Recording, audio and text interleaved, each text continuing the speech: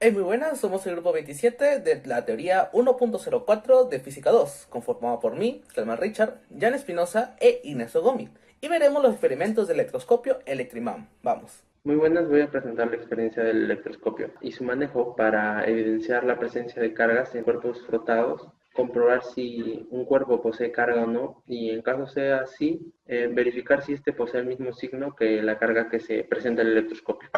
Construir un electroscopio casero es relativamente fácil, solamente se necesita papel aluminio, un alambre de cobre y un contenedor. Todos los materiales se pueden encontrar en la casa o en una ferretería. Eh, para empezar, el alambre de cobre usualmente viene con un esmalte o un envoltorio plástico. Simplemente se pelearán las puntas y en uno de los extremos se formará un gancho. Luego, a continuación, con el papel de aluminio formarás dos pequeñas láminas que vayan en el gancho y una esfera y un globo para verificar todo lo antes mencionado. Bueno, ahora voy a traer un asistente frío para que me ayude a las cargas de los cuerpos cargar el globo. Y para finalizar, se aísla el sistema para evitar que las láminas se vean afectadas por otros cuerpos. El electroscopio no se encuentra cargado, por lo que las láminas no se van a separar. Pero al globo estar cargado y acercarlo a la esfera de aluminio, vemos cómo esta induce a que las cargas positivas bajen y a las láminas de esta forma se separen.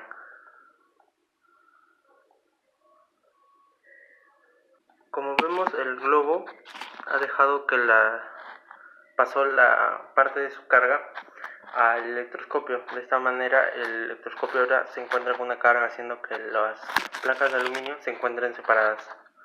El experimento del electroscopio es muy interesante porque nos muestra los principios que se trabajan en clase, como son el cargar un objeto de forma en contacto o por inducción.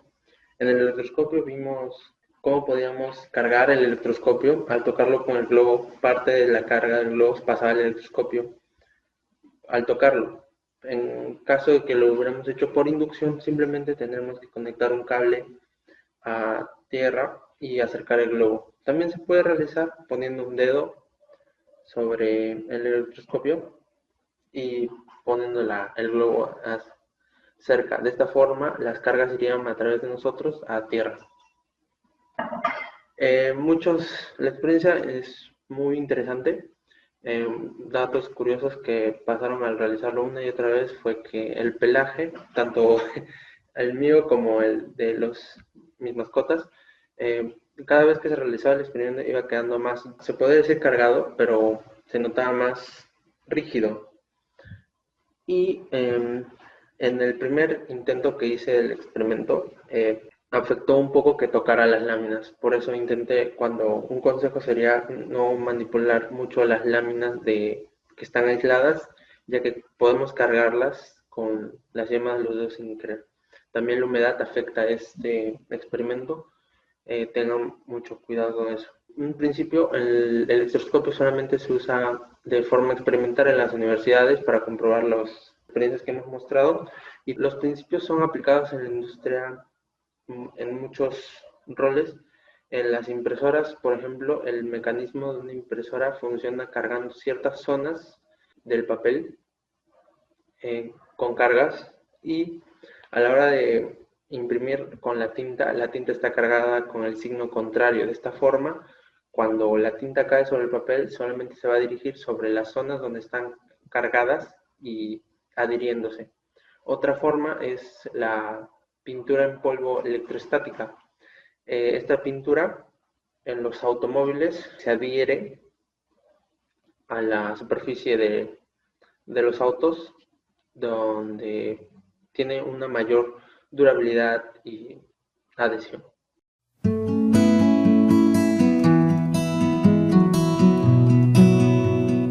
Para realizar un electroimán necesitaremos tres materiales principales.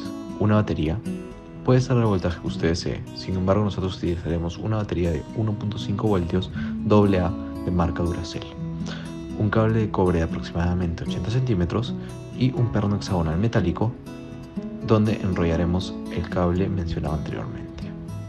Además, estamos usando un trapo de tela que lo utilizaremos para conectar las puntas de los cables a la batería y evitar quemarnos, ya que esta batería, al cargar tanta energía, se calienta rápidamente. Para empezar con este experimento, agarraremos el perno y lo enrollaremos con el cable de cobre dándole aproximadamente 60 giros. Luego, conectaremos las puntas salientes del alambre a los extremos de la batería, uno al extremo positivo y al otro extremo negativo, de manera que fluirá la corriente dentro del alambre. Una vez que esto suceda, la corriente generará un campo magnético leve que atraerá a los metales ferromagnéticos en su proximidad.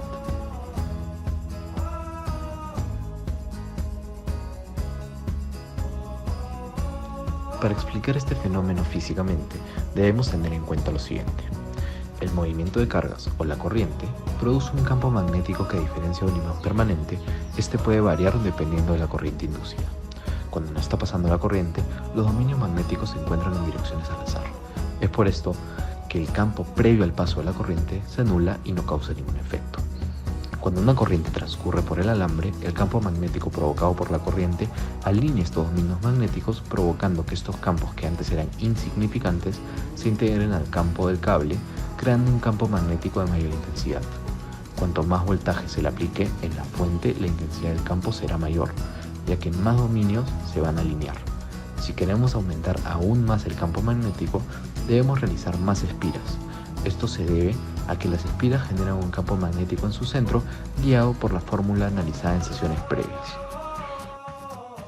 La aplicación de este fenómeno dentro del sector industrial es realmente recurrida. Esto se debe a su gran capacidad para generar campos magnéticos.